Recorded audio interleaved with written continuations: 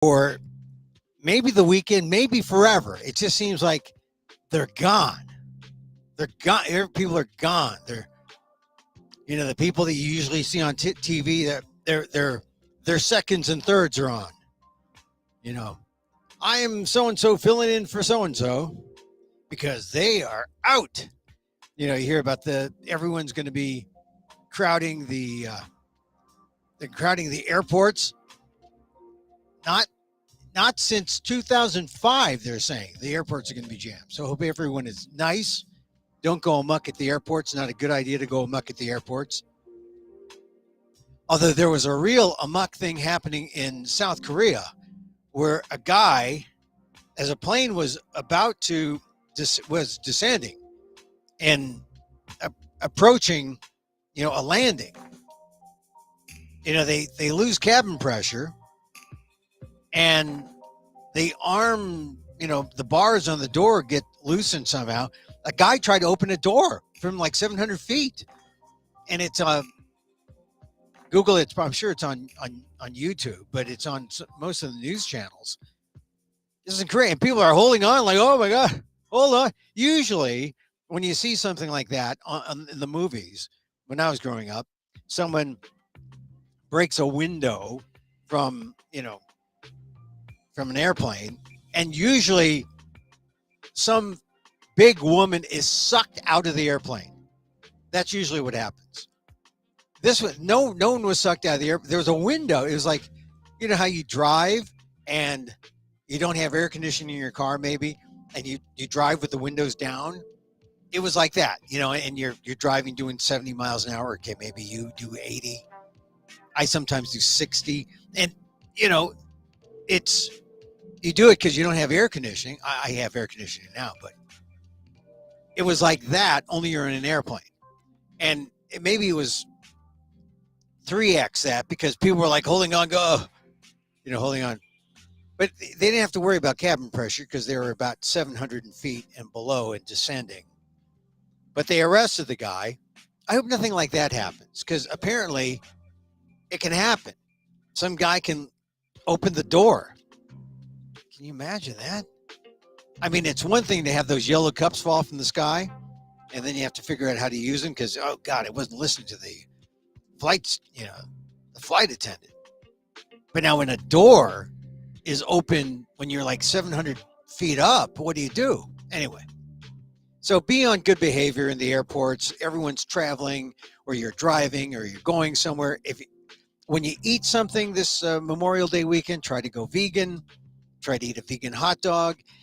Now this is something I've learned. If you're vegan and you're going to a cookout, bring your own hot dogs.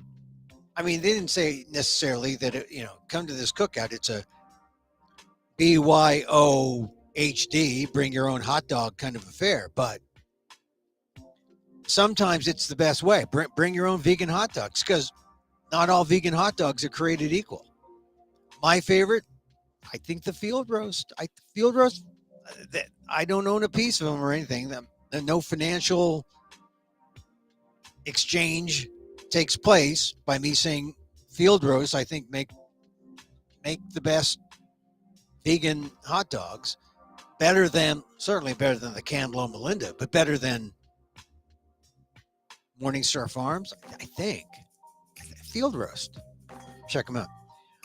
Welcome to Emil amongst Takeout, My Takes, and All Things Considerable.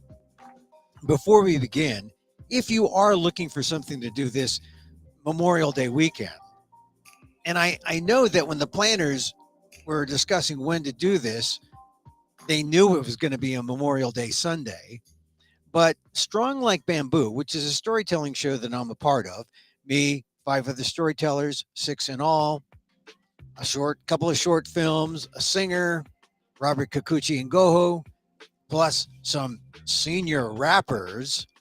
Now, I know you say senior rappers. Yeah, they're Asian women who are seniors, older women. They're called the Follies, and they do rap. I think it sounds kind of interesting, don't you? You'd be intrigued. At the Oakland Asian Cultural Center, over there at 388 9th Street. Check it out, 388 9th Street, Oakland in Chinatown, the second floor, Oakland Asian Cultural Center. It's really an AANHPI event to close out the month. If you're looking for such a thing, check us out. It's sponsored by the Oakland Asian Cultural Center plus Ethnotech Theater, Asian American Storytellers in Action, and a number of nice funders who feel like it's important to have this kind of nonprofit event because it's free. Did I say it's free? All you have to do is go to Eventbrite, EVENTBRITE, eventbrite.com, and find Strong Like Bamboo, the name of the program, and you can register, get a free ticket. And also, if you want to know how to, Emil, I'm in New York, I'm in Florida, I'm in Texas, I'm in the Philippines. How am I going to go see your show? Well, you mean you can't fly? No. It may be tough, but you can go to the ALDEF blog, the Asian American Legal Defense and Education Fund blog, aaldef.org/blog. A number of my stories come up, and go to the top left story in the rogues gallery of stories that I have there, and go all the way down, and there's a link to get a Zoom link. Get a Zoom link for free. Check out the show. So many ways to see the show. I just do a 10-minute story called 3 Bullies and a Gun. 3 Bullies and a Gun. Sounds enticing, Emil. Well, you'll have to check it out. I mean, it's a story that I tell, and this Strong Like Bamboo features stories from these 5 other storytellers and myself on stories of resilience, fighting discrimination against Asian Americans, being told this month, especially because we are in this era of anti-AAPI hate. Russell Jung, who is one of the co-founders of Stop AAPI Hate, the group that's counting, gathering up the data of people who've experienced AAPI hate transgressions these last 2.5, 3 years. He's going to be there. He's going to be moderating a panel, and the speakers will be storytellers like myself, talking about our experiences, sharing our stories, and then there'll be an opportunity for people who are there to share their stories as well, stories of resilience, which are needed because, this is the thing about stories. Stories help us give meaning to our lives' experiences. And if we're telling a story about AAPI hate, well, it must mean only one thing. We've dealt with it. We've survived. We're here. We're sharing our stories. So check it out this Sunday, the 28th, May 28th, at the Oakland Asian Cultural Center, 2 p.m. to 5 p.m. It's free, and it's on the second floor there. Strong Like Bamboo, Stories of Resilience. 6 storytellers, myself. I'm telling one of my stories is, it's called 3 Bullies and a Gun. 3 Bullies and a Gun. And 2 short films will be shown. You'll get to share your story, and it'll break up into small little pods. There'll be song, there'll be dance. Other nonprofit groups will be there. It's an event. It's a Asian American, Native Hawaiian, Pacific Islander Heritage Month event. Check it out. Oakland Asian Cultural Center in Chinatown in Oakland. 388 9th Street, 388 9th Street, second floor. For tickets, it's free, but you got to register at Eventbrite, EVENTBRITE, eventbrite.com. I'll see you on Sunday. It's a Memorial Day, and we're supposed to be honoring the fallen, right? And you know, I started getting my Wall Street Journal again. I only get it because I want to check out to see what the right is talking about. What the can they be called the responsible right?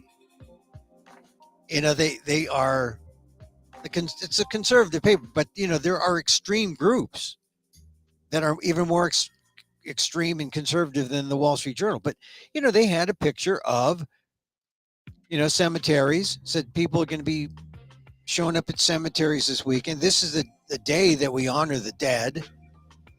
So here with me to talk about that and to talk about other news as we do on Friday. I like to bring up my good friend, my dear friend, Professor Daniel Phil Gonzales, College of Ethnic Studies, San Francisco State University, Asian American Studies Professor Emeritus. He comes on Friday. Hi, Dan. How are you? I'm good. Thanks for having me on. It's good to see you. You look Yeah. good without your glasses. Oh, yeah. Well, thank you. Thank you. Well, I just, You've inherited the Guillermo eyes. the You ever Guillermo notice eyes. there's a family resemblance all the way across, even to your cousins? Is it really? I Yeah. didn't, I didn't realize that. Well, thank you very much. And does that mean you're asking me out on a date? Is that it? Not quite. I think I'm familiar enough with you now. I don't need to get that close. Okay. I got it. I got it. Okay. All right. I take it off because, so I've noticed this. If you wear glasses sometimes on a Zoom or on television or on some kind of visual thing, you'll notice the reflection. And I see the reflection. When I don't like the reflection, I take them off and I say, hell with it. I'll squint, and then with an occasional bug eye, and then I'll squint again. But anyway, well, thank you for that, Dan. Uh, let's talk about Memorial Day because it's coming up, and Memorial Day has been sort of overrun at times. So, do Yeah. you think that sometimes the meaning is lost? It should be much more somber. It shouldn't be celebration. The stores are Yeah. having the sales. Let's go to the beach. It's good. Right? That's right. That's right. And it's largely because, as you put it, the media, it's a capitalist system. And so they're going to look at the fact that this is one of the first major holidays where people are still recovering, if, in effect, from the sequestration caused by COVID policies Yeah. all over the country. So with the inflation problem, there's been a decline Yeah. in spending by ordinary people. They're concerned not only about the costs, but also about the cost of their savings. So we're entering another one of those periods where the media rediscovers the fact that Americans don't save. They Yeah. spend, but they don't save. Yeah. And Well, so that's saving. where we are. So it's about Yeah. hot dogs and barbecues. Yeah. Young baseball season. People want to get out. It's not officially summer, but it's the beginning of quote the summer season unquote. Yeah, it's And cold out there. The yeah, beaches on the East Coast. Now, if I'm on the West Coast, yeah, so I'm partial to California. But oh yeah, when I was on the East Coast, I noticed the East Coast beaches, if not better, are definitely warmer. oh yeah, It's warmer. oh yeah. Well, we've been having a summer kind of pattern, except the heat in the Central Valley, right, Yeah. away from the bay, Well, is not as high as it was like 2 or 3 weeks ago. oh yeah, it's pretty Well, cool. yeah, It's it still is, here, and it's been overcast for the most part. There's a little bit of sun right now. I live about maybe 2 miles from the coast, yeah. And look, and it's cold all over. It's cold on the West Coast. I noticed the weather forecast. The beaches on the east it's gonna be rainy. yeah, Miami that's right. Beach, Outer Banks, They're Florida. getting that Yeah, funky mini. I call it the mini monsoon season. Stuff goes up from Mexico. Baja close crosses. Mexico into Texas, and yeah, then it turns into rain. yeah. Well, it's good that's the kind of weather you should have when it's going to be somber. Like you take your umbrella to the cemetery. Like the Wall Street Journal had this big picture of the tombstones. Right, Well, right. it's always touching to see. You go to Arlington, you take a picture of that. And I think it's good that the weather isn't as great because it should be more somber. It should be more reflective, right? Yeah, It's, I mean, and I think people think about the war dead because that's what the holiday was created for. But beyond the war dead, at least for our family, yeah, it's about the war, people who survived the war and contributed to American society. And for the most part, the veterans that I knew, and I knew a lot of veterans from the Second World War and Vietnam, yeah. it's about peace. It's about not war, Oh, yeah, yeah, and that's why I have this symbol behind me. yeah. It definitely. I mean, it's not about being uh, out, a raging. Patriotic, nationalistic, yeah, Yeah. It's not about that. It really, I mean, it's about the avoidance of war. exactly. It's about people who take the call and go fight for, you're fighting for peace. You're not fighting for war and war's sake. And so we got to remember that. But, all that comes with a certain amount of reflection, That's right. which no one seems to have time for these days. Except you should have it for the like a day like Memorial Day comes up. This is when you pause. Yeah, Yeah, absolutely, yeah. absolutely. So And yeah, and everybody has a veteran in their history. Every American has a veteran in their history somewhere. Okay, but they're not necessarily American veterans. They're not necessary because there's a lot of immigrants mm, who came from countries that have either historical pattern of wars, conflict, internal conflict, and bloodshed, yeah, or they have arrived as refugees yeah. from continuing conflict and violence today. So I think when we do Memorial Day, we ought to broaden it out as well. It should be more diverse. I mean, if you're you know the veteran in your mind, that you have in mind that you want to honor was a member of the South Vietnamese Army, you Yeah, know, or a member of the Laotian Army, or a member of a foreign army, Philippines, wherever. I mean, you should it should be broad enough to include everyone. right. Yeah, Yeah, the reflection should be broad and inclusive in the cultural sense yeah. as well as in the political sense. I don't think people think politically well enough. It's there, and you see it when presidents, honor the past, military veterans who have passed away, whether it be via war or from old age, Yeah, or unfortunately, too many veterans die by suicide, yeah. and we ought to be thinking about that when we do Memorial Day. Well, Uh, we should be thinking about how each generation, how they have problems that either get better or worse. yeah, The situation that a World War II vet might have, not much different from a Vietnam War era vet, or a Korean War era vet, or a Desert Storm. right, The the more modern wars, which may not, perhaps shouldn't have been. Um, I don't know if there are any vets from the Philippine American War. I guess they're mostly all. well, they'd be incredibly, even if they were children. Yeah, Um, yeah, uh, they'd be gone. officially it ended in 1902, right? Right, right. Officially, Yeah, but in real terms, the fighting continued on into the second decade of the 20th century. I think as late as 1913. I got to check, yeah, but I think it was when the Jones Law was passed. yeah. The Jones Act. Yeah, yeah, Yeah, yeah. yeah, So I mean, I only mention it because a lot of people don't even remember that war. And I was watching something on the Today Show, third hour of the Today Show, and they're talking about uh, a guy who was working for a bank, a Caucasian guy. His job was to get people out of the bank and to safety in America. And he started out with a plan to get 4 people out, ended up getting 113. Really a great story, but you know, some of the hosts are younger, and they said, some people in the audience aren't sure why people had to leave Saigon.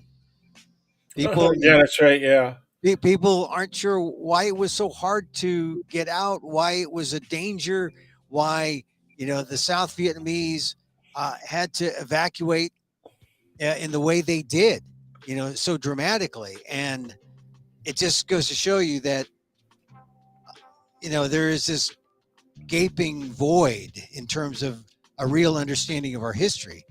I mean, if yeah. you're fortunate enough to read even, you know, minimally, you'll have a basic understanding, which is a lot more than most people do. But I Well, like. do you think the books that tell the truth about Vietnam will get banned soon because they put the U.S. government in a bad light?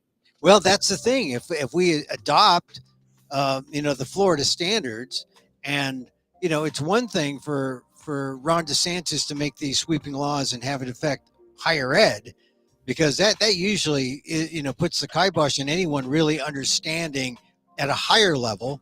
But Right. when he goes in and pushes an anti-woke or son of anti-woke law on K through 12, forget it. No one gets anything. And then you you you have to consider yourself lucky if you are even exposed to some basic American history. I Yeah. mean, basic American history. Like, if I didn't get the Civil War in high school, you know, I didn't take Civil War classes in college. I was a history major, but I was, you know, you get funneled into other aspects of history if you pick That's intellectual right. European You, history. you get a specialized, a selected view. Yeah. Right. And so I missed out. I mean, my most of my reading about the Civil War happened in high school in, AP classes and Yeah. in junior or senior year. So if there are critical or if there are laws that take books away or make you uh, jump over hurdles to get at the basic books or even critical books about American history, man, imagine how just how little high school graduates and or just how little American citizens or Americans period get of history if those Florida standards are allowed to be replicated throughout the United States. Well, once again, yeah, I don't even know if they're careful about which perspectives they ban. Let's stick with the references to the Civil War and also to the Vietnam War, Yeah. because there are quote conservative unquote treatments Mhm. of both Yeah. that lessen the importance of the the morality and the ethics, right, of each of those wars. In the instance of the Vietnam War, there's a question of outright racism, Oh yeah. and Yeah. and uh, be- remember the reaction of America in general to the self-immolation that was Oh yeah. being committed by Buddhist monks. Yeah. uh, the most common reaction that I saw was these people are subhuman that they do that kind of thing, and isn't that an abomination of religion and all the rest of that? Yeah. Um, and they really misunderstood entirely what that demonstration was about because they don't take on the perspective of Buddhism. Yeah. And Totally out of, and their reaction totally out of context, and yet they feel so morally superior because they are yes, right. They have yes, their view, and oh, what are these Buddhists doing? What self-immolation? They're burning themselves. yes, That's just crazy. That's yes. that's how it would be looked upon. And Life is cheap. Life for them is cheap. That's the way I heard it.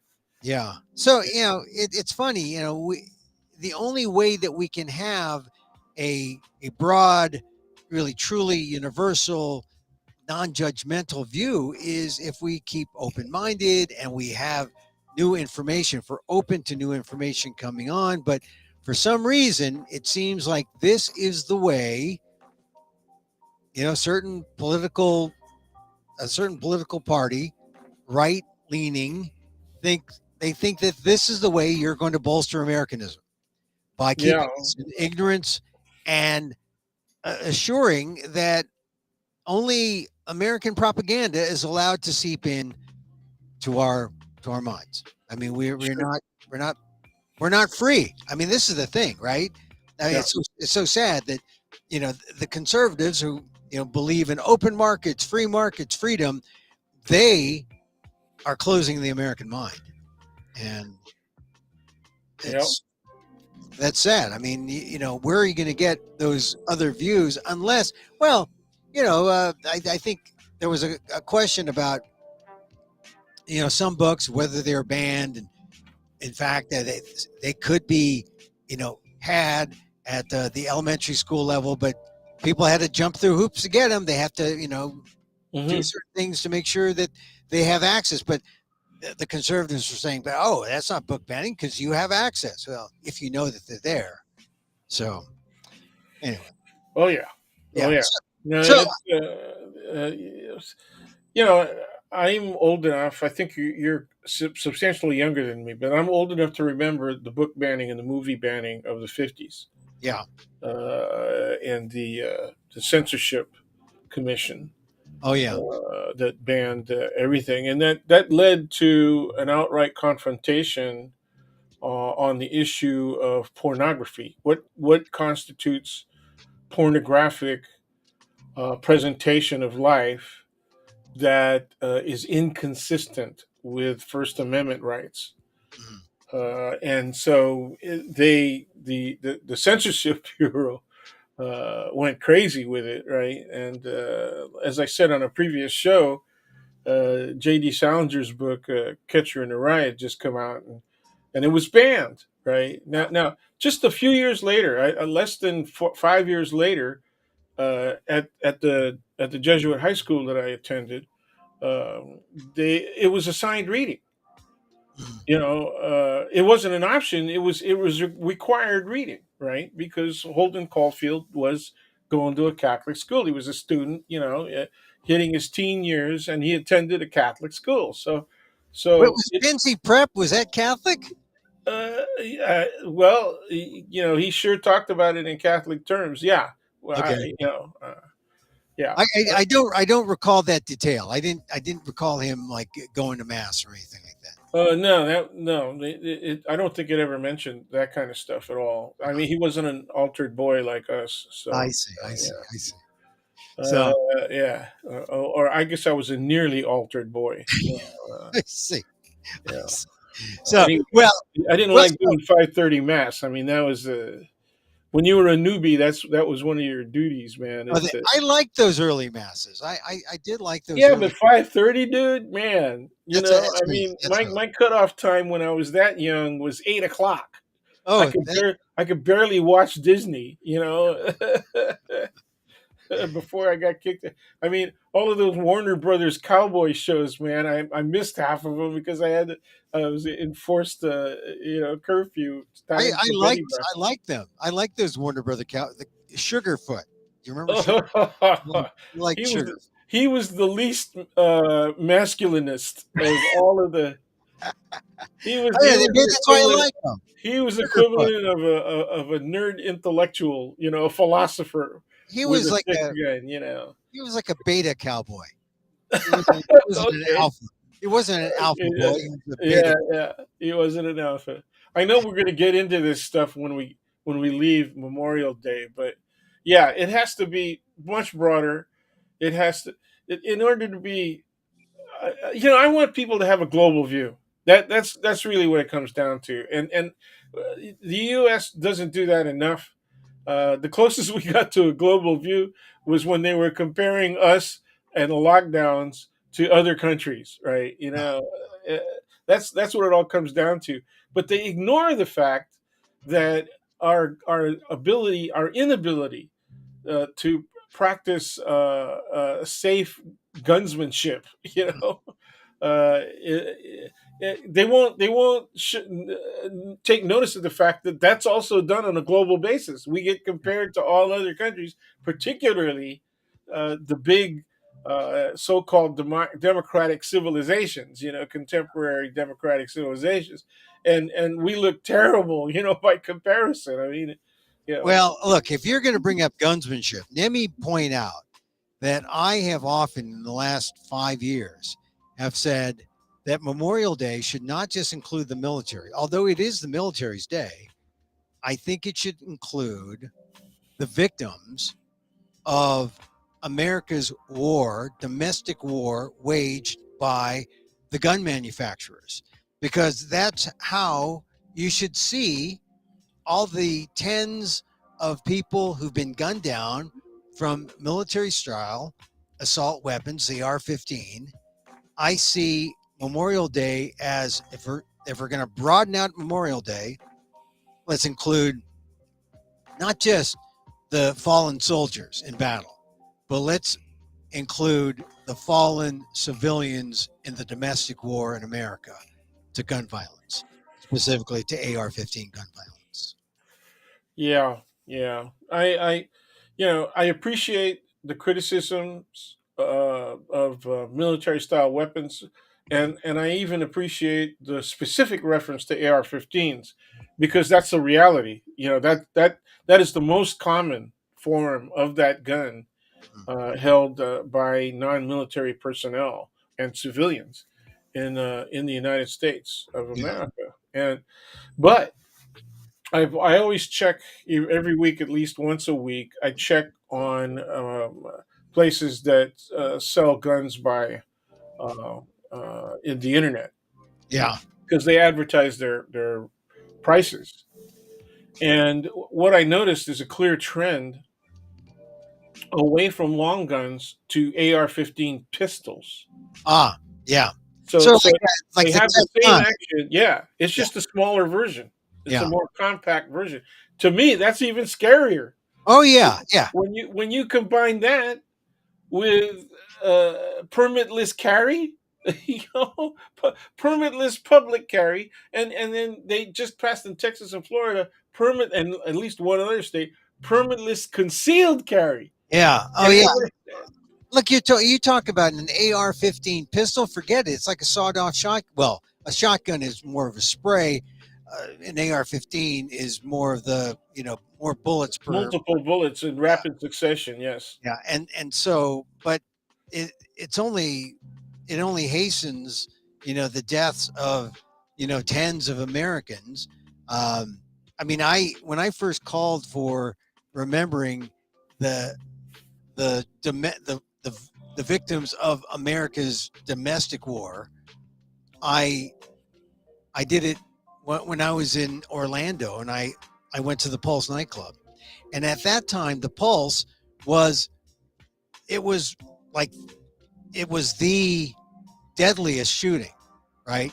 And Yes, now that's it's right. like Yeah, in terms of third, numbers of people killed yeah, in like one incident. 49. I mean, Yeah, incredible. But now it's like third, fourth. I mean, it's like been surpassed. Like Las Vegas, yeah, far surpasses. yeah. And we don't even talk about the Pulse so much. But when I was there 5 years ago, I got to see the Pulse close up and the memorial. And you want to talk about diversity? Look at the people who were killed at the Pulse nightclub. It was LGBTQ, but it was also uh, across the board in terms of race, ethnicity, Sure, class. and also gender identity and all that, Oh yeah, sexuality. You yeah, know, oh yeah, there were straight people there too. So you know, yeah, yeah. I mean, check out. You can see what I wrote on the Asian American Legal Defense and Education Fund site. Just put down Aldef Emil Pulse nightclub. Google that, and you should find that piece that I wrote in 2018, 5 years ago, and we've had far worse. Or we've talked. Well, if you thought that the Pulse would end, we'd finally get something done and stop gun violence. No way. Continues. It's gotten worse, and I think people forget the Pulse. I'm afraid it might accelerate. I mean, all of this stuff that's going on, particularly with the former president, Mhm. and the kind of statements that are coming from some judges, such as that coming from Judge Mehta. Yeah. What You did know, you think about it? I thought Meta did. I think he did a good job. he did. He I thought, did. as I said in yesterday's show, 527, I said Meta shows the need for diversity on the bench, the federal level.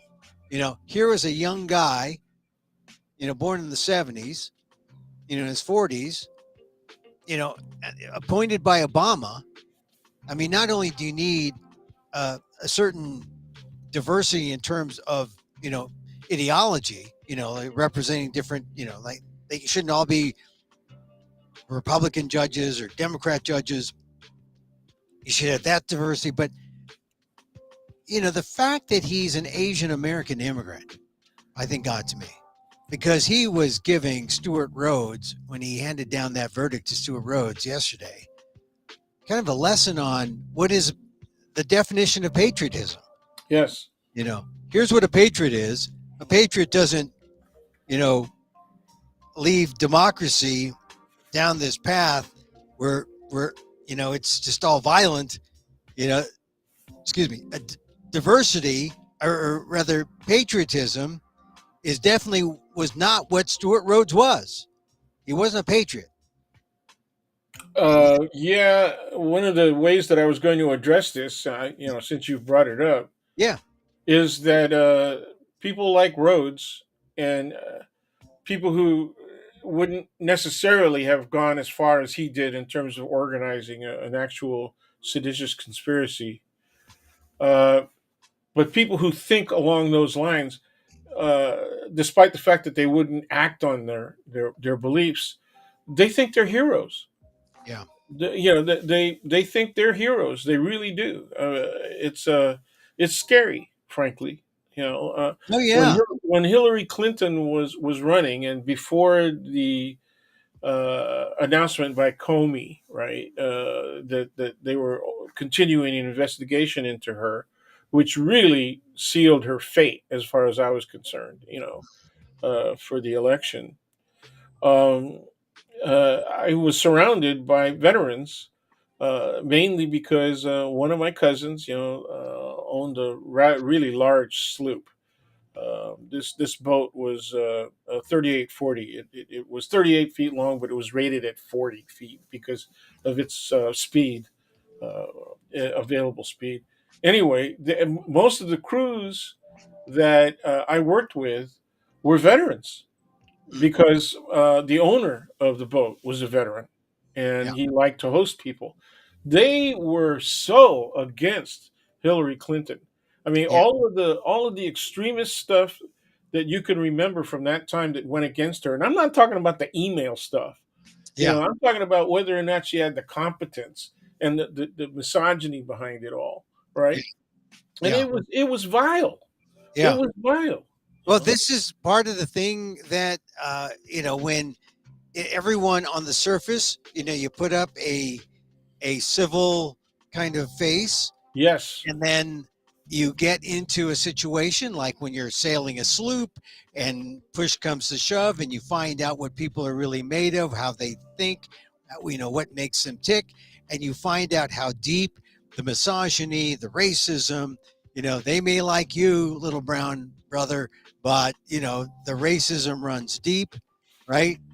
And I mean, I gather that some of these soldiers weren't, or sailors in the military, they weren't It was all very diverse, but the yeah, majority of the military men were white. or white. Yeah, yeah, Although several of them were not. They were people of different backgrounds. yeah, One Latino, no African Americans, yeah.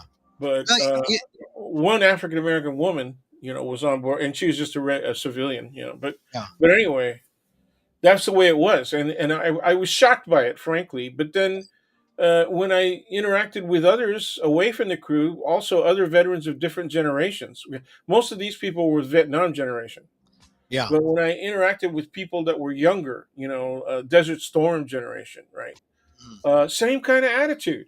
I mean, they were full of stories about Hillary Clinton that they must have been getting off the web, Yeah. but because a lot of the military were security, right, for Yeah. candidates Mm. during the election periods. They came back with stories about Hillary Clinton that were plausible, not necessarily fully believable or clearly vetted, but they were plausible. That were very negative, and Yeah. and Yeah. I don't think people took it into enough into consideration how strong, right, that those attitudes were, and how if influential they would be on the vote. Yeah. Uh, Well, I think it's kind of generational too. I mean, people from a certain era, you know, women are emerging, and maybe some resentment takes hold, and that hastens or tends to enhance yes, the there you go. misogyny, and Yeah, then you get that kind of hate, and you certainly get not just misogyny, but you get homophobia, and you get yeah, a general kind of hate that you're trying to understand when you hear people say things. I mean, there's some things that you can't say now that you could have said 15, 20 years ago, yeah, right? yeah. uh, Yep, yep. and Well, it's not they, just they, they could say it now. It's just that it would be an identifier with the extreme right if you were to say it. right, or it just would say that, yeah, someone isn't terribly woke or doesn't want to. And then now I don't. I mean, I sort of meant saying woke ironically, but not really. But it does. Yeah, In the old days, you'd say, "Oh, you're not politically correct," but yeah. Or but you all are, right, or you are PC, therefore you're limited. You right, know. all right. But now look here. Now we're talking about speech, and this will tie us back into Stuart Rhodes, because Oh boy. basically the Yeah, argument yeah, his defense is a good one, huh? argument for Stuart Rhodes is I was not in the Capitol. That's right. Uh, these were just words when I said go Yeah, for it or whatever and he says you're when he gives the convicting me on command. the basis of my free speech, right? Yeah. Yeah, Yeah. And if it's just words, it is free speech, or he, yeah. he sees it as free speech, and therefore it's protected. It's protected to be against someone who is, He had, who, I agree with you. He had three attorneys, yeah, on the mic. One of them speaking more prominently than the other two, and who said this is an interference with his free speech rights. Dude, you cannot you cannot threaten the government, and you yeah, cannot talk about armed insurrection and consider that okay. Okay, yeah, once you move in the direction of fulfilling your plan.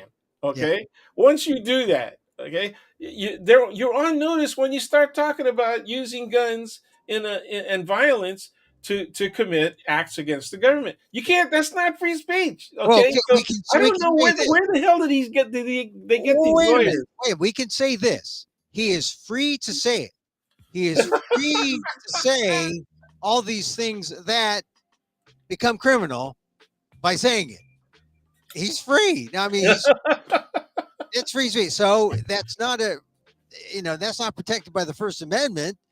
That is, there are other, you know, entities. I don't even think they're going to get past the first day if when they have their initial hearing, Mm, if after they file their appeal. mm, I think it'll get tossed out right there. I mean, it's almost like a jurisdictional issue where it's the first thing to come up. Why yeah. are you in court? Bam! They're gonna get slammed. Well, Yeah. I just thought that was a novel way. And the other thing is, Stuart Rhodes Oh yeah, was not. stupidity is no longer novel. Yeah. Well, Stuart Rhodes was not repentant. He was didn't, No, didn't show no. didn't show any kind of remorse, and this is as opposed to Didn't Whitaker. he? Didn't he compare himself to Mandela? And Yes, he said, no, I'm a political prisoner." yes, he called himself a political prisoner. Yeah, Yeah. but this is in marked contrast to Is it Whitaker? What's Whitaker's first name? Was it Jessica? Jessica Whitaker? I don't know. She Huh? the his captain. No, I can't remember what her first name is. Yeah, Oathkeeper. Yeah, Oathkeeper. She was she got a lighter sentence, right? Jessica Watkins. I'm sorry. Watkins. It was Uh, Watkins. That's why Whitaker was hitting. I was hitting a blank. yeah, Jessica. Yeah, Watkins. He got all right. Didn't So she get like four and a no, half or no. something? Stuart Rhodes got 18. 18. Prosecutors wanted 25. He got 18. I thought it showed Judge Mehta was sympathetic. Jessica Watkins got 8.5 years, Yeah. which Okay. is, she got about 9.5 years less because she wasn't as bad as Stuart Rhodes. I don't know. I would. She apologized too. So I thought, given the fact that she apologized, I don't. You know, who was the judge who made that? Was that That Meta was too? Mehta. That That was was Mehta Meta also. again. Yeah. Yeah. I thought that was pretty stiff for a person who apologized. So he It's must not have seen. 8.5. Hey, Yeah. no, I think Yeah. 8.5 was appropriate. I mean, he was looking, or the prosecutors wanted more, wanted 12, I think. But here's the thing about Watkins. Watkins is also a transgender woman, and this just plays with all the stereotypes of right wing MAGA types, who are anti-trans. Right now, it's big on the MAGA on the MAGA side to be anti-trans, anti-woke. They go after trans, they go after drag shows. Right. Here's Jessica Watkins, who is fighting for the MAGA types, Oathkeeper, but she realizes she understands. She says it was really stupid. I just got swept up there. We were mad. We wanted them to hear us. That's what she says. And now she understands that, I mean, I think the sympathy came because she was transgender. This is a quote from her. She says, "My mom was pregnant with my sister when I was 4, and I remember wanting to be a woman," Watkins testified. Watkins said she had a strict Christian upbringing and believed that her parents never would have accepted me. I tried very much to bury it. And then, here she is. She's one of the one of the Oath Keepers. She's going to serve 8.5 years, even though she went. She was sympathetic. I mean, she was apologetic. She says, "Well, it's just sad, because she I think she deserves some sympathy." But you thought 8.5 is still too much, huh? I think that's pretty tough. That was pretty tough especially for a person who apologized. Yeah, yeah, She not only. Yeah. Yeah. yeah. Well, I'm glad that it was meta, and I hope people see that as, look, this is the United States, and when those MAGA types and those Oath Keeper types, go, you know, basically it's a white supremacist kind of thing, right? Well, it supports. It's a, I It mean, supports it. It's adjacent. yeah. Well, I mean, There's not necessarily complete overlap, but it's adjacent.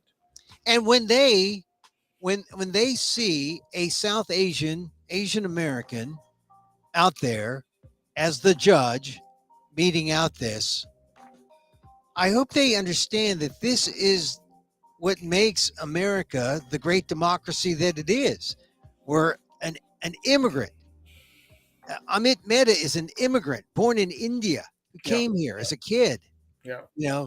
graduated from, I think, Georgetown, went to UVA Law School.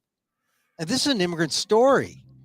And for him to be the one standing up for democracy, I think this is one of the. I think it's an Asian American Native Hawaiian Pacific Islander moment, you know, Yes. Yes. history moment, because This, if anyone has any doubts about January 6th, an 18-year sentence will make you pause and say, maybe it's for real, right? I mean, I agree, and I think, yeah, I don't know. I just think it might provoke. It's such a tough sentence that it might provoke even further reaction, right? well, I From hope you're wrong, but I can see where it could happen And because, I don't mind obviously political and verbal reaction, but what I'm concerned with is violent reaction. yeah, well, I do too. I mean, I'm concerned about that. I think, Well, Meta's. I can't. I I wonder if he is asked the question. Have you suffered any threats of violence? well, And it's happened to judges. It's happened to judges even all, before all of this, yeah, even before all of yeah, this, up and down the East Coast. It's been happening, and on non, political type cases, that's right. just on regular criminal cases. That's right. So it takes an amount of courage to put on the black robe and There to it make is. the decision. So hats off to Amit Mehta. And I was looking around some of the stories about him. He apparently had a rule on a rap case. Two rappers were upset about some copyright infringement, and he ruled, and he cited in one of the cases how he was a long-standing fan of rap, of Jay-Z and Drake and Eminem. Yeah, it's that generation. Yeah, so I mean, we're talking about, this is part of that generational change. I sometimes see myself as more a part of them than a part of our, because you say very nicely that I'm a little younger than you, but I see myself in the generation of I'm a boomer. Hmm. you Yeah. know Well, technically, you are. I'm on the tail end. I'm in the tail end of the boomer generation. I could be an X. Yeah, I we could call be that the butt of the boomer generation, but I it's could cool. be, It's okay, not a thanks. problem. Yeah, I could be the X boomer, but I'm not a millennial. I give birth, or not me, but my wife we make millennials. We're not Oh, millennials. well. We make them. Yeah, well, and so you're the fact that you don't need hair coloring. I got told the other day if I'm going to sit and watch uh, from my car, whatever I'm watching, somebody came up to the car, knocked on the window, and said, "If you're going to watch from there and you don't want to garner suspicion, you really ought to dye your hair." so, What from where? What? so I was waiting for somebody at a bus stop. I Oh, was parked in the car, and somebody was going to get off the bus, and I was waiting and watching. oh, So and then, anyway, well, yeah. So it's it's the freedom. It's freedom of pigment. yeah, right. It's a On the other hand, I've had a colleague say, "You really rock the gray." And I don't know, you yeah. know, I guess it's because my brownness offsets the gray nicely or It something. could be. I Yeah, just think that this is like, you wouldn't. It would be rude to ask a woman if she has implants, whoa. dental implants. What are we doing, man? I I mean, had dental we're talking implants. about dyeing your freaking hair, and you're going for implants. Dental implants. You really Oh, are what a the butt. wonderful, what a You really are wonderful the smile. butt of the boomer generation. My God. What a wonderful Okay, where the smile. hell where are we in this conversation? I well, Memorial Day. Do you think? Okay, so Meta is a judge. It's AANHPI, month, yeah, and that's cool. yeah. But when you see people who were election officials and even people who were basically clerical Mm. involvement in counting votes and all that being threatened, even to this day, Oh yeah, yeah, yeah. when you see attorneys general and of certain states, including Georgia and South Carolina and North Carolina, who decided that they were going to stand fast and obey the law Mhm. and enforce the law, and to this day they're still being threatened. Their Yeah, families are being threatened. They get. It's like watching a bad movie or even a good one. Where people are out to get everyone down to your children, right? Or and perhaps if you're old enough, your grandchildren. You know, when I said those kinds of things in my class, people looked at me as though I was really being exaggerative. yeah. Oh, When I said, there are people who are prone to violence and these kinds of things.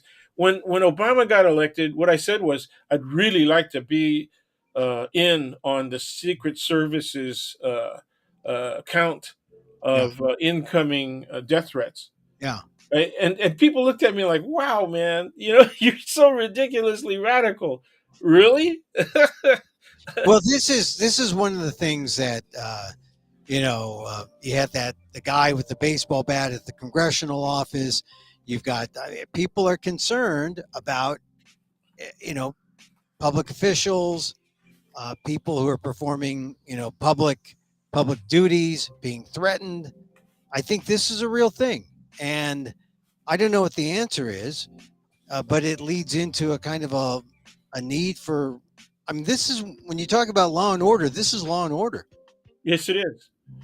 And it's coming from the threats are coming from the right, and Yeah, the right inside the Republican Party has for generations presented itself as the party of law and order, the party of hard enforcement of the law. yeah, but not if Donald Trump is out there showing sympathy for Stuart Rhodes, and not if And dangling pardons out there for the majority of the people who are convicted. yeah.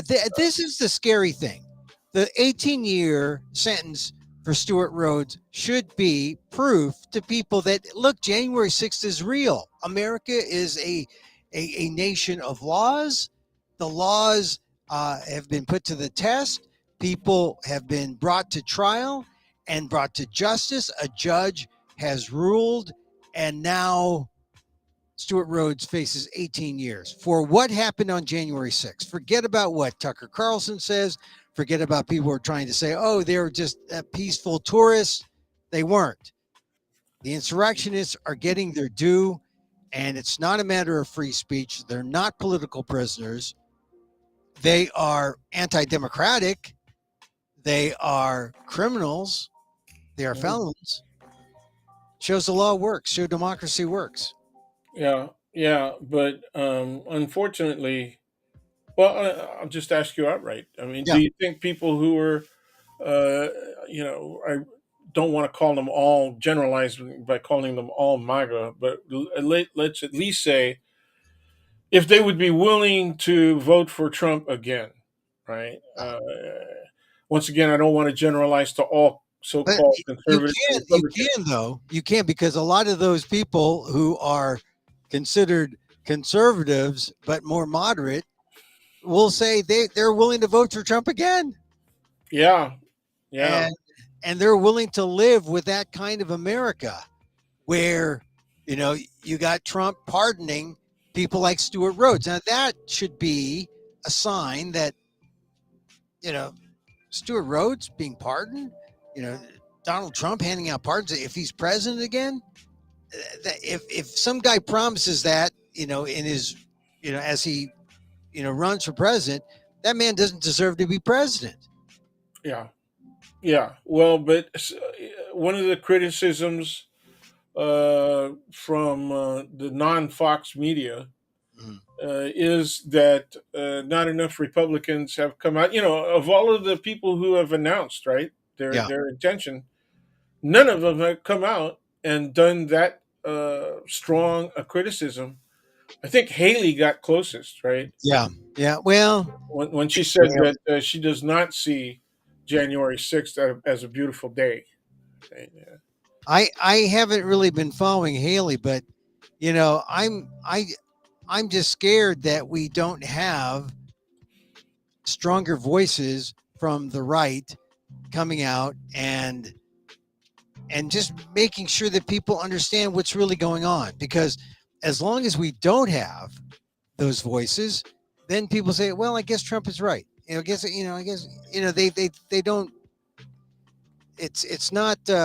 It's more moral confusion, moral political confusion, Well, and my point really was they're dead set. They if they're able to deny everything else, including the fact that there was no fraud or in the 2016 election and the 2020 election, right? yeah, If they can deny all of that, okay, mhm, then it's we can't expect them to change their mind simply because more and more of the people who committed these acts on January 6th are being convicted. I mean, because they could dismiss the whole process, and that's what a lot of the Republicans in office are saying yeah, is that the whole process is rigged.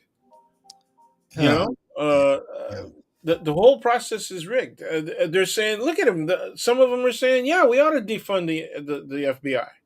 yeah. You know, I and know it's scary. It's scary that they go out against they go against the institutions, and that but when the shoes on the other foot and the Republicans are in charge, they'll use the FBI to weaponize against people. They have in the past. They'll use institutions to weaponize against the left, against people who disagree against that's right. or disagree with them. Historically, you're That's, absolutely correct. yeah, it's happening. Historically, the FBI and other police, including state police, have been used to persecute the left. That's the history of the United States. Yeah, Is that left organizations, are the targets of federal and state policing. yeah. Now they went after Carlos Bullason. You can Google that. They did an article on the FBI and Carlos Bullason based on the work of our dear friends from the University of Colorado and UCLA. You know, Lane and Yeah, Lane, Late, Lane, and late yeah, Lane Hirabayashi. Lane Hirabayashi and Maryland. Marilyn Alcazola, Yeah. who was my office mate for years, by the way. Oh, I didn't know that. I didn't know Yeah, that. no, she went to Presentation High School. She graduated in '66, same year I graduated from Wow. Wow. another school. Presentation. Now Yeah, we're going homeschool in the weeds, San Francisco now. yeah. It was a women's school that was 4 blocks from the boys' school, the college prep that I went to. And technically, under And 18, they are girls. yeah, I know. They're girls, not Yeah. women. They're girls. Okay, how about young women? Young, But we anyway, young women, young women. Hey, okay, okay. I okay. Yeah, and I know I actually knew her since high school, Wow. and yeah, I would get news about the rubber raids. I don't know if you're familiar with rubber raids. The nuns would open up their lockers and see if any of the women had prophylactics in their protection. Wow, I didn't know that. And then they would take them and use them with the priests. Is that it? Oh no! Oh no, we're not Oh, going I'm there. not going Halt, there, man. halt. Although the former disciplinarian at the high school I went to did leave the Jesuit order and did marry, and the woman he married was a former nun. So Oh we had well, a see, former priest and a former nun. Yeah, everyone's allowed a second chance. yeah, whatever. You know. Hey, so Dan, I want to talk about this real quick because we're into our hour, but I didn't want to make it the big thing because it's not really quite a big thing. But Rob Bonta was, Oh, yeah, yeah, he was talking about housing, but I think this is where a lead runs into a reporter, and she was probably talking about housing, and then they end up talking about, hey, you thinking about running for governor? And he doesn't say he says he's thinking about it. He says that people are talking to him about running for governor, but he hasn't announced he wants to be attorney general. I I think it may be premature for him to jump in. We have the lieutenant governor saying she wants to run, and Betty Yee, who I think was a comptroller, what yeah, yeah. she wants to run. So it's pretty crowded. I think Bonta was just being political when he didn't come out and say, "Yeah, I'm going to run." He's thinking about it, Yeah, but that's not. the word that the actual quote that I saw said considering. Yeah, That was the word that he used. right, right, and it definitely is a yeah. Seriously considering is the quote, There you go. and I think that's when you're looking for a lead to top a so-so story on housing. Uh, it's not bad, but it's not about whether, then they try to link, well, we'll see how good he'll be or how worthy he'll be as governor if he can settle the housing crisis. Well, no one has settled the housing crisis. And the That's housing funny. crisis is not the crisis.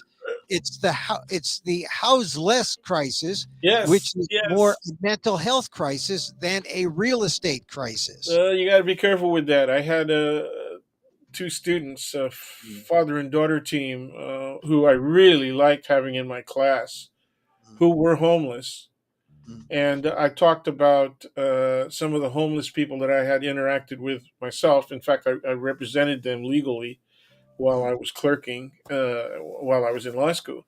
And I mentioned the fact that they had been recently released mm, from the state hospitals, which were being closed down mm. at that time, in the early 70s into the Right. mid 70s. What they said that was a stigmatization, or Yes, yes, they and said what that they not that homeless people aren't all people who needed psychiatric or they're psychological not care. all, but the people who are Substantial numbers are. yeah, and but it's not that it's that too, but the people who cause the problems tend to be those who need other resources besides homes. They need other medical attention that they're not getting.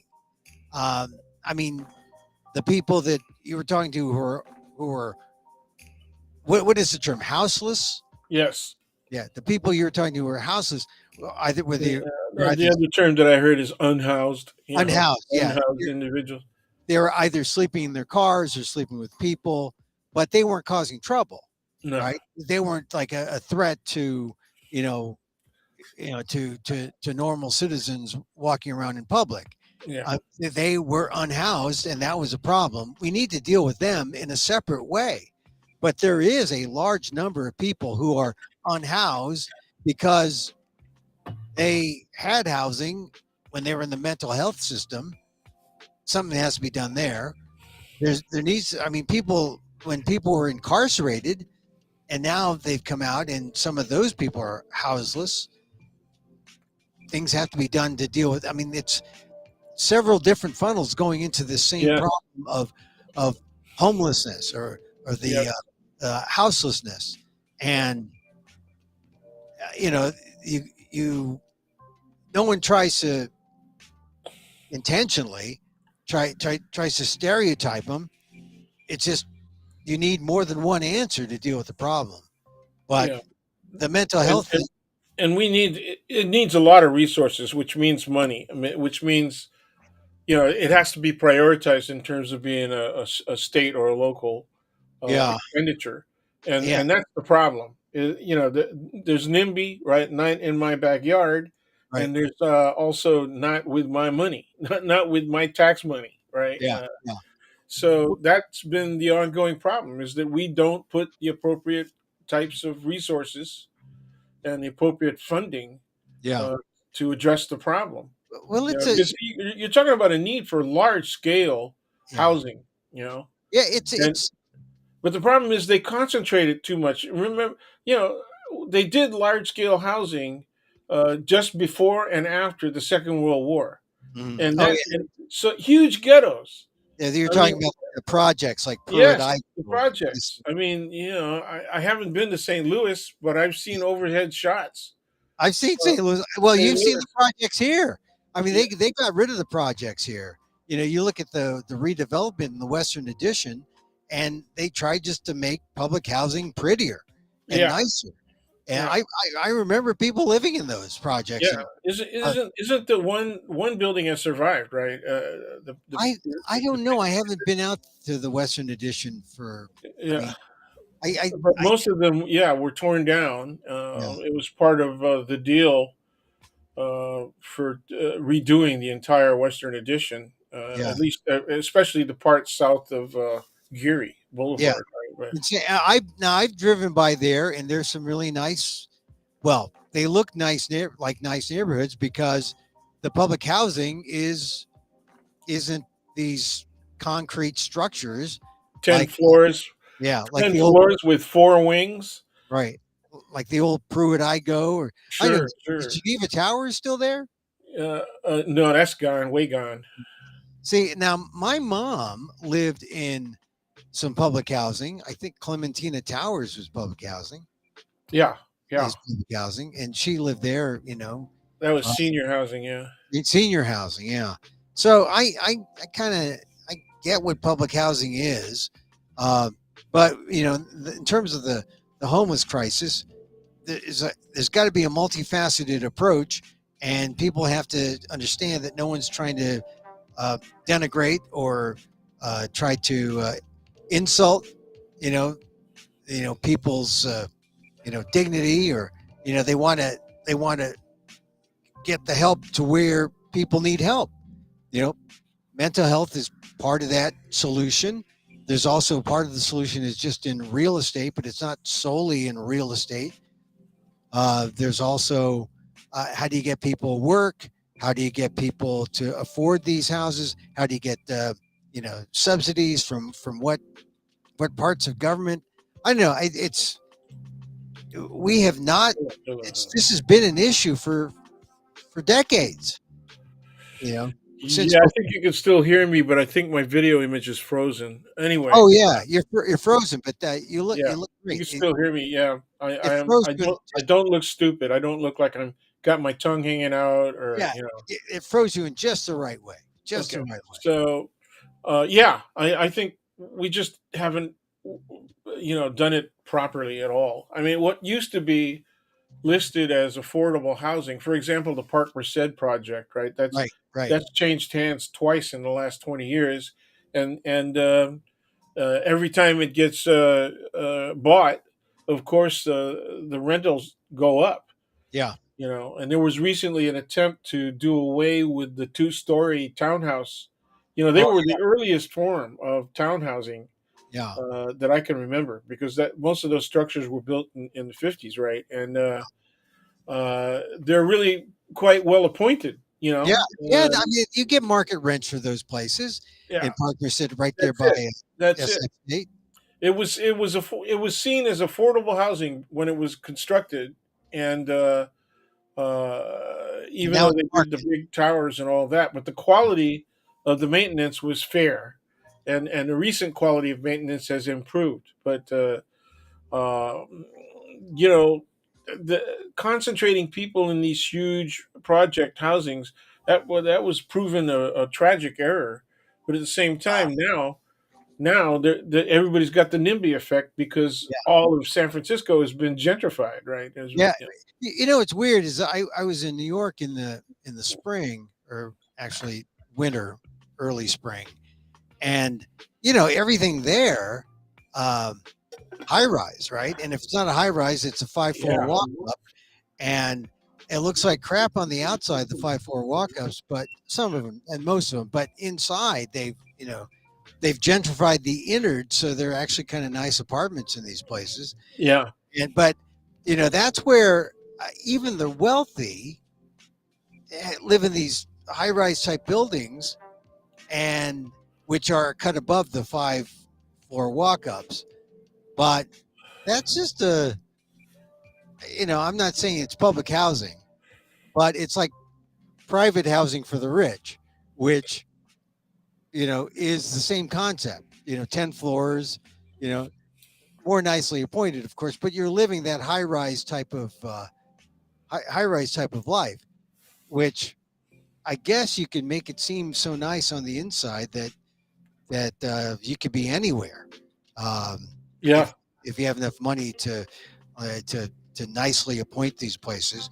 But I don't know what I didn't see very many homeless when I was in New York. Maybe they're concentrated in some areas that I didn't. I mean, I was in the the village, the East Village, and near Tompkins Park. I didn't see maybe a handful, but Yeah. not like the homeless I see in San Francisco when I go to the Tenderloin. Some of Jessica Hagedorn's favorite hangouts are over on that side of the East Village. Yeah, I like the East Village, Yeah. and I just really I felt more comfortable there than I do in like San Francisco now. Parts of San Francisco, I just don't know what that's like anymore because of you know people in the streets, and it's really the Tenderloin is sort of expanding. Right. The city's being gentrified by the Tenderloin, which is not a good Y- thing. Yeah. Yeah. But if you live in the neighborhoods, it's a little safer there, but they got their own problems. But yeah, Yeah. Yeah. Yeah. The crime problem is real in San yeah, Francisco. It's just that it's not as large a problem, or the probabilities of being a victim of violence in the city is not as great as people portray it to be. yeah, Especially when you look at the raw stats. But it's enough so that people are fearful, and yeah, reasonably so. yeah. So yeah, And you take that with the anti-AAPI hate stats, exactly. and if that compounds, and then you take the stories that are in the news about, is San Francisco falling down, you take the murder of Bob Lee, and it just all gets compounded, and what you come away with is uh I we have family members who go back east, and the first question that people ask is, "You're from San Francisco, are you all right? I mean, I hear terrible things about the cities." And it's exaggerated, but not that much. I mean, Yeah. enough to be concerned.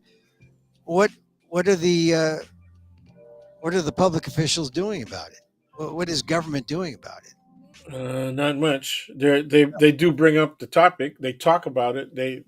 But I haven't heard much in terms of how can we put it, executable, Oh, action. feasible plan of action. Yeah, Yeah.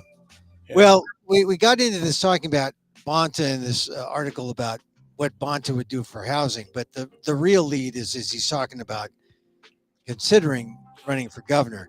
Let me say this about Bonta. I've always said this about him, that he's got a great story. He would be the first Asian American to be governor. He would be the first Filipino American governor. Uh, but No, Filipino Ho- American? Hawaii. Oh, Filipino American governor in California. Okay, there you go. Ben Cayetano was the first Filipino American governor in the States. And But, with hardly any notice. right, right. I mean, I went through all of the major stations, including cable and satellite, yeah, on the night that he was elected and Locke was elected in Washington. and no big deal about. Yeah, they talked about Washington's governor being the first Asian American governor, and nobody mentioned freaking Cayetano. This is funny because I think Cayetano, even after he reached the height, I feel like Cayetano sometimes he reached the height, and then he never bounced back. He never said, "Oh well, I lost. I want to be senator. I want to run for governor again, or I want to be mayor of Honolulu." He didn't do that, and his wife ran, Yeah. Oh, or his ex-wife. Is it his ex-wife?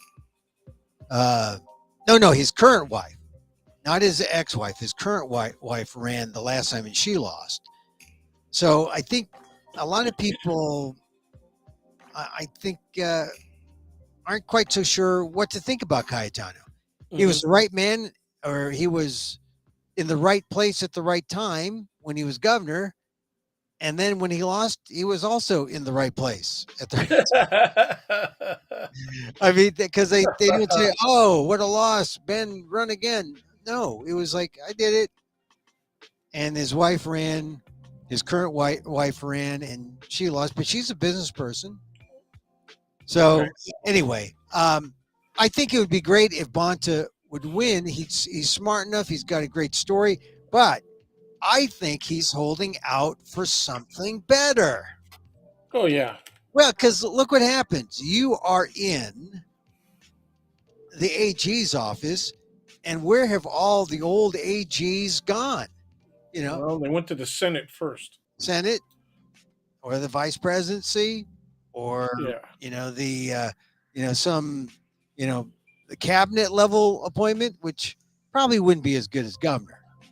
Probably be The cool. vice presidency. The vice presidency is an iffy thing. Yeah, It's really iffy. It's not a ticket to the presidency. The last guy, right, was Biden, yeah, and before that it was just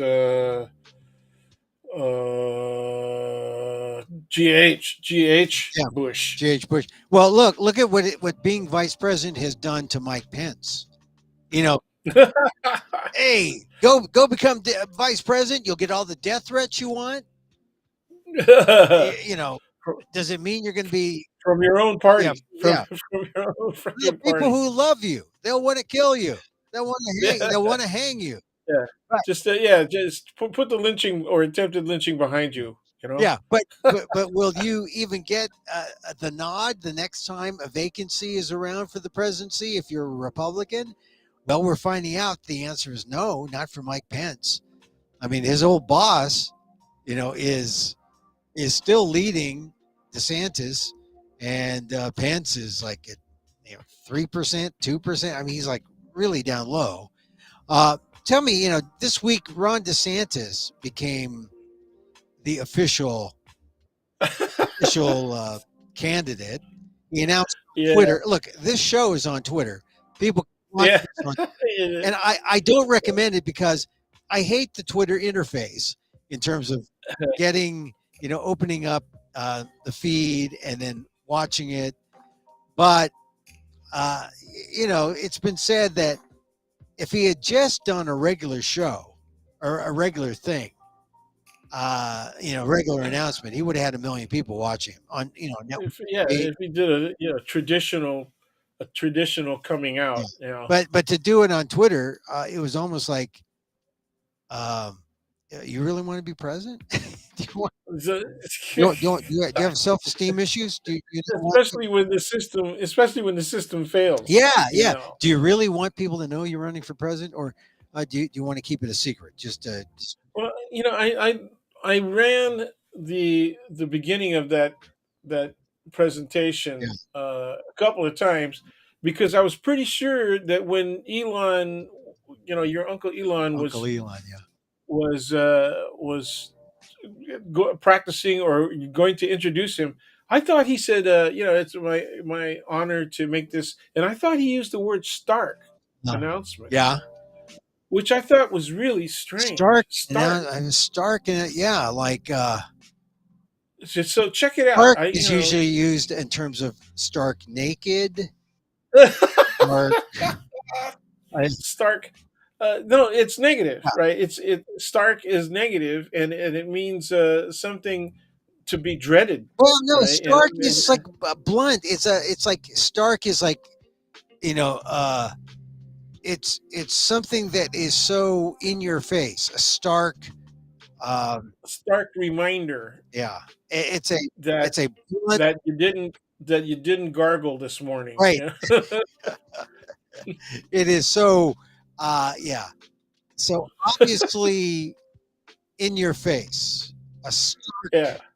thing. Yeah. No, This is where we I need think it's, Mr. it's a Webster. negative thing, and it's something that puts you at risk.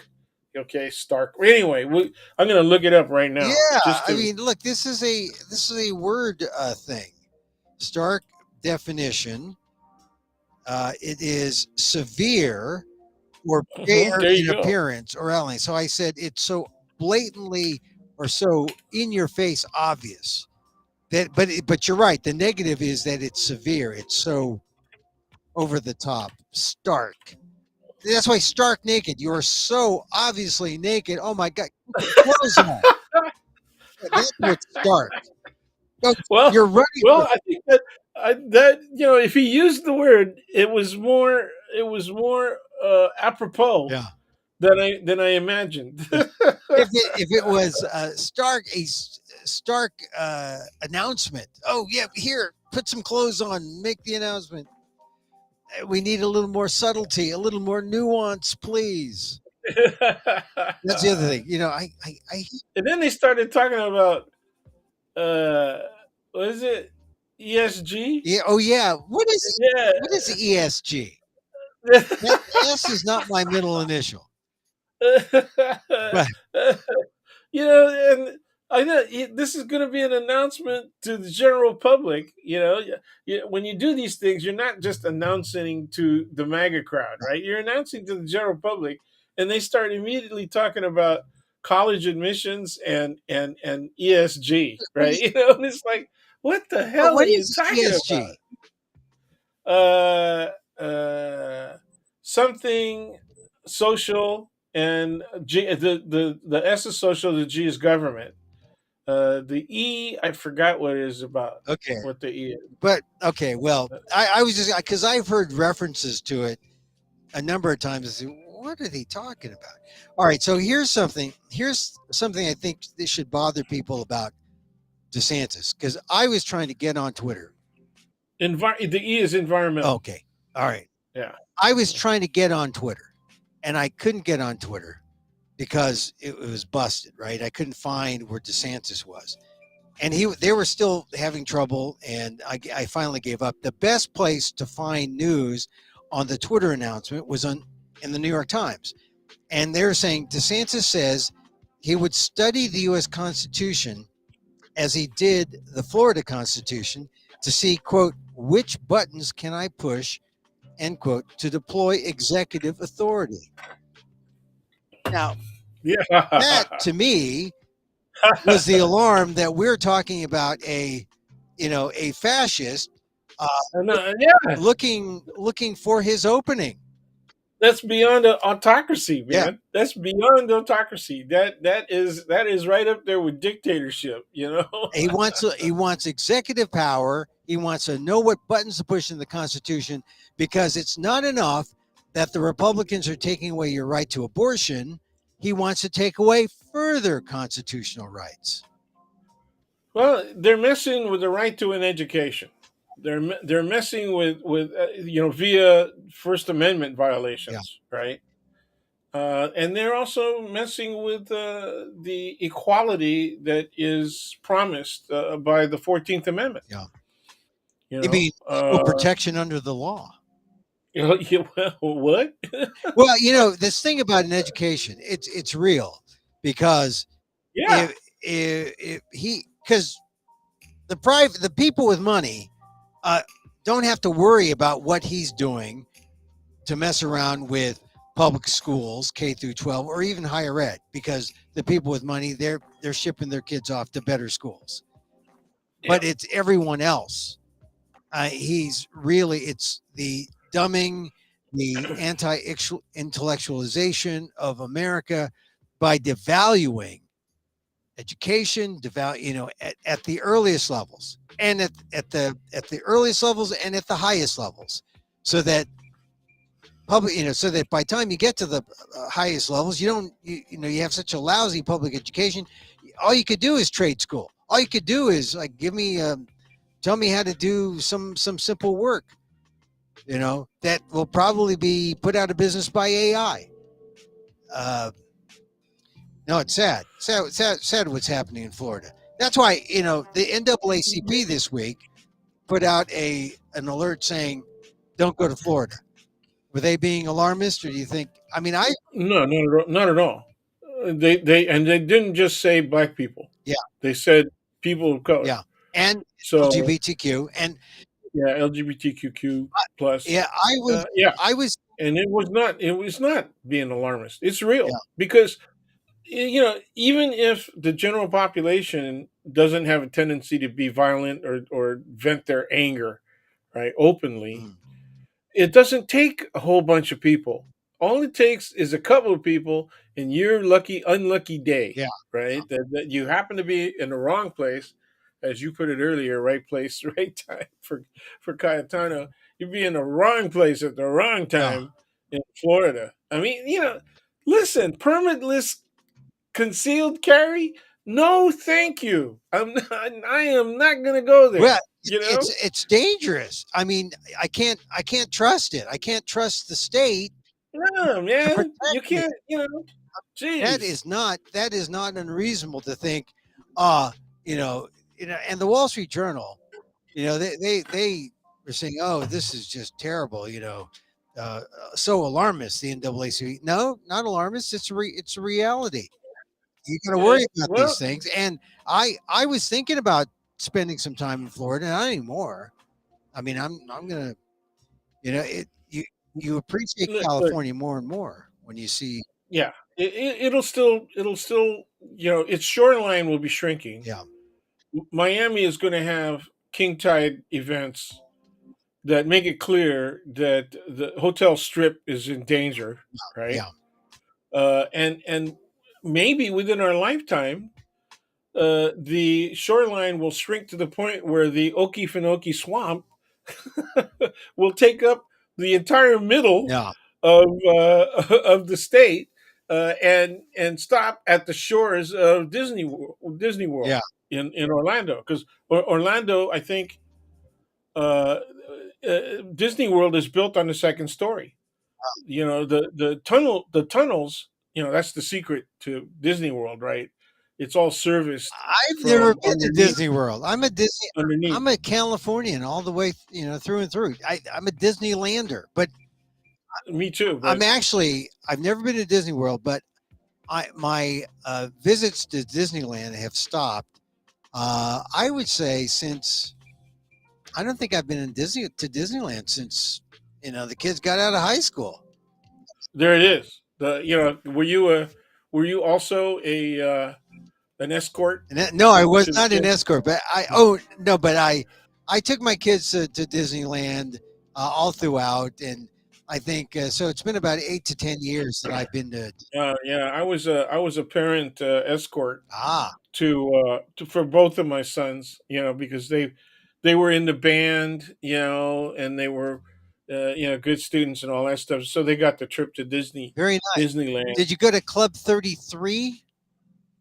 No, no, I didn't do that. That was But yeah, one thing I was able to do when I was working for a corporate um, place.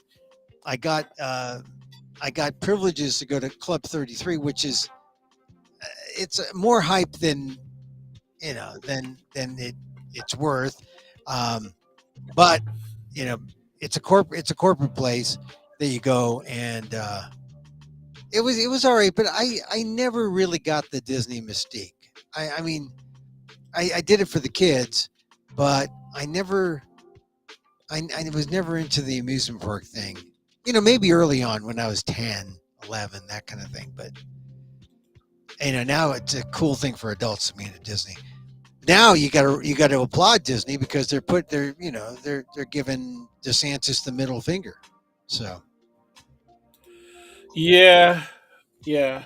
I I it's just really incredible that DeSantis is putting himself in this kind of he's framing himself in this perspective, because right now the strongest thing he's got going for him is, I'm the can-do guy. All you got to do is look at the state of Florida, and you can see all I accomplished. yeah, yeah. But it's sad though. According to the polls, he's weaker now than he was a couple months ago. Yeah. And if anyone starts picking up steam, uh, you know, I don't think Vivek Ramaswamy has a chance, but maybe, maybe Tim Scott. I don't know. Maybe there'll be enough people of color who say, I, you "Hey, know, do Tim you think Scott." do you think Christie's going to run? Because if Christie runs, he's going to run as an anti-Trump guy, and Yeah, that'll basically kill his chances right there. yeah. I don't know. I mean, I think that the more people who jump in, The um, better it is for Trump. yeah, yeah. I'm worried actually about Biden because his numbers don't look so great. No, And no. who's there, to be the I have a soft spot in my heart for Marianne Williamson, but I don't know if she really has a chance to win. But I think I would Yeah, rather get. didn't she have dinner with Putin one time, or was I it? don't know. No, I Yeah. don't know if that's true, but I do know she.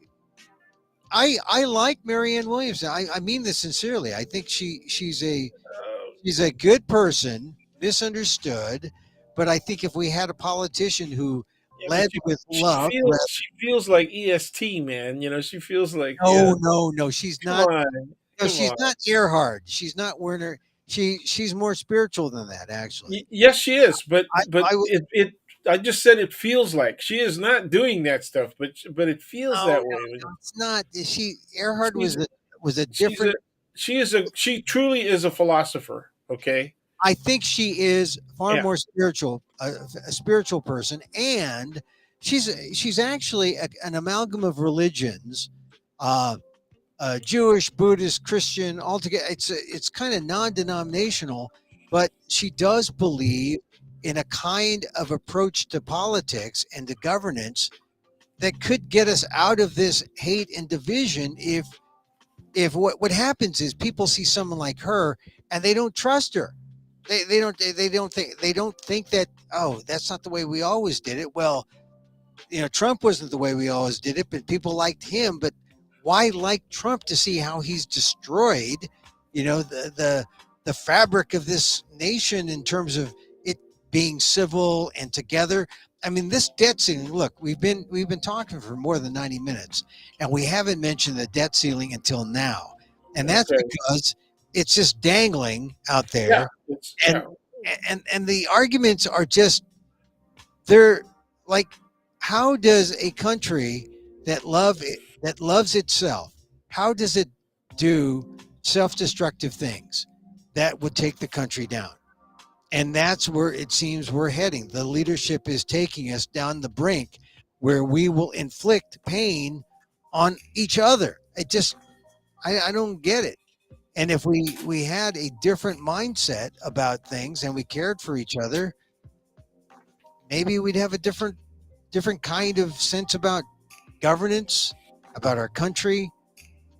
And I think Marianne Williamson could be that, but I think too many people would see her as being either hello, hello, just a hello, little, hello, hello, hello, hello. a little flaky.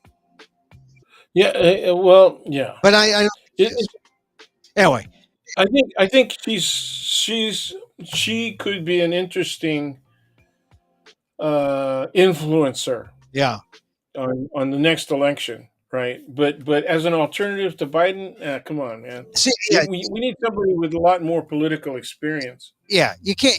She's not a serious. Well, she is a serious candidate, but if you vote for her, you vote as a protest to the way politics has been. And you only vote for her if your vote doesn't hurt the country. If it can be seen as hurting the country because it's a vote, that either empowers Trump or it's a vote that, you know, somehow weakens Biden. Yeah, Anyway, hey, Biden's got a good shot. I'll tell you what will happen if it's Biden versus somebody else besides Trump. mm, That's the biggest risk for Biden.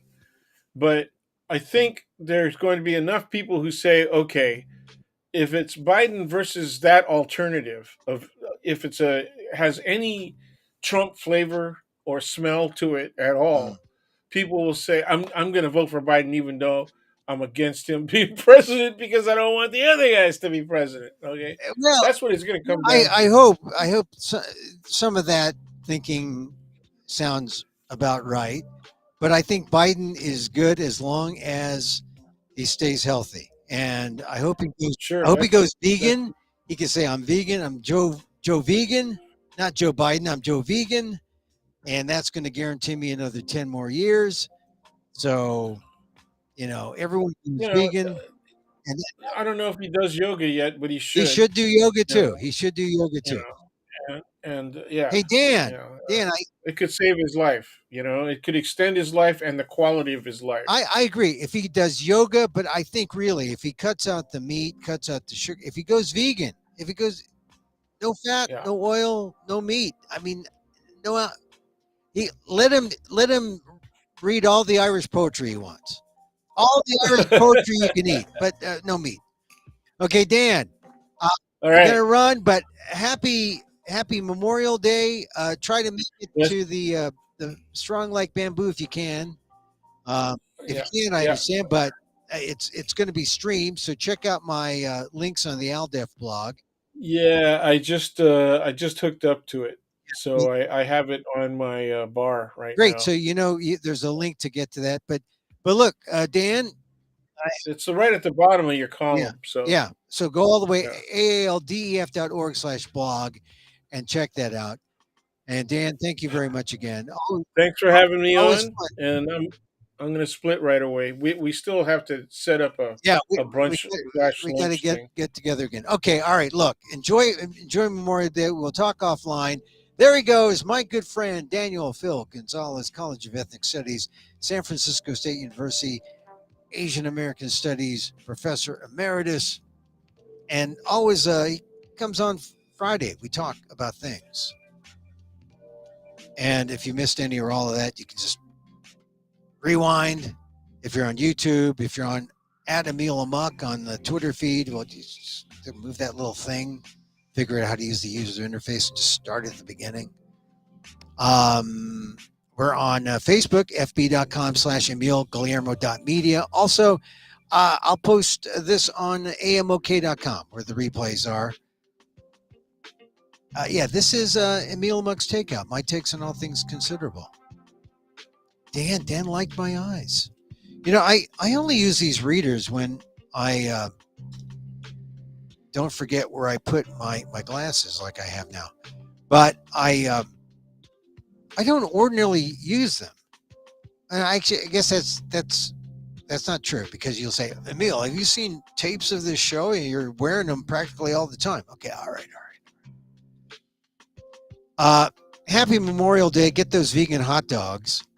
I talked about Harvard yesterday, and I didn't go to the graduation, but PETA did, and a number of people signed their petition and supported PETA's cause. They want a vivisector out at Harvard doing terrible experiments in the labs. Go to PETA.org and check that out if you agree that those heinous lab experiments should be out.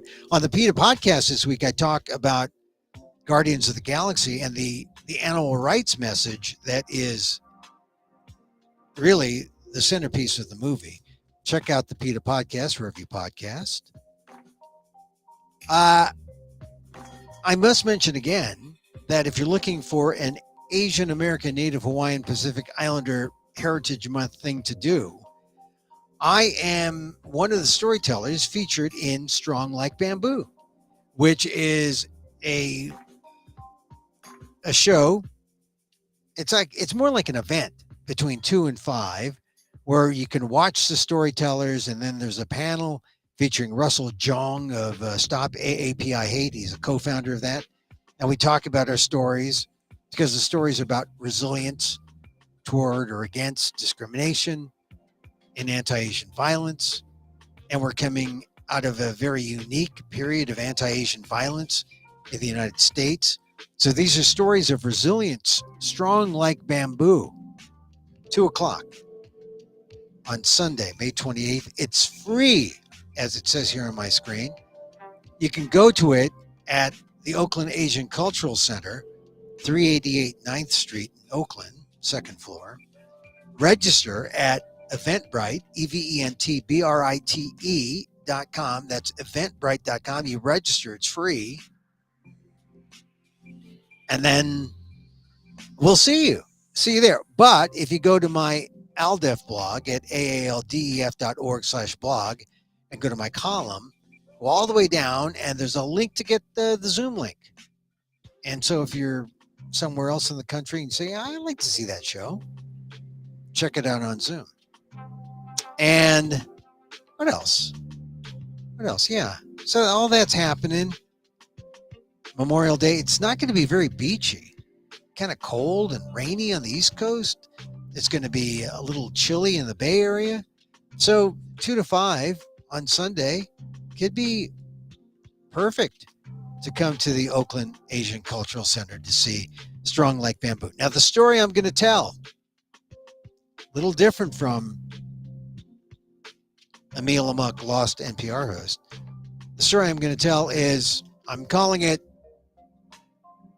3 Bullies and a Gun. 3 bullies and a gun. Wow. You came up with that, Emil? What can I say? 3 Bullies and a Gun. The world premiere of 3 Bullies and a Gun on Sunday, May 28th. Asian American, or the Oakland Asian Cultural Center. 2 p.m. 2 p.m. to 5 p.m. Check it. It's free. Can't beat free. You can't beat free. I'm here Monday through Friday, 2 p.m. Pacific. I just come on and talk. It's a regular kind of news talk kind of show. You know, news talk radio. Not like the news talk guys I grew up with. You know, the Jim Dunbars, the old KGO guys. Not like what's that guy's name? Grant. What's his name? He's in New York. He used to yell at people. Grant. Grant was his last name. Bob Grant. Yeah, Bob Grant. News talk. Yeah, news talk is nice. The way to listen to the show is you put it on and then you go do your whatever. And you just have me in the background talking to you. I'm like a second screen kind of audio. Just have it on, wash the dishes, pet the dog, walk the dog. Oh, there's Emil. Emil's still talking? Oh, that's how you're in your cubicle. Or now no one has cubicles anymore. They work out of their house and they just do their thing. And if you want to say, here's this reality podcast that Emil does. He just talks to nobody. You got to wonder about his mental health. I mean, I think he has a house. He's not houseless. He just talks. But about things, real things. Rewind. I'm talking about real things. Are there punchlines? No punchlines. He just talks. He's naturally effervescent and witty. It just, comes up. It bubbles up. You say, oh, I feel something. All right. You also know I like to meditate. And I do. We'll meditate. It's all about self-love, right? You don't do this without a healthy amount of self-love. But I don't just give it to myself. I send it out to you guys. Send it out, and hopefully it comes back. Twofold, threefold, multifolds. And so, thank you for being here. Back again on Monday. I will be here, or we'll have a reasonable facsimile on Monday. And so, as I wish for me, I wish for you. May you be safe. May you be happy. May you be healthy. And may you live with ease. Emil Guillermo here. Till next time. Mahal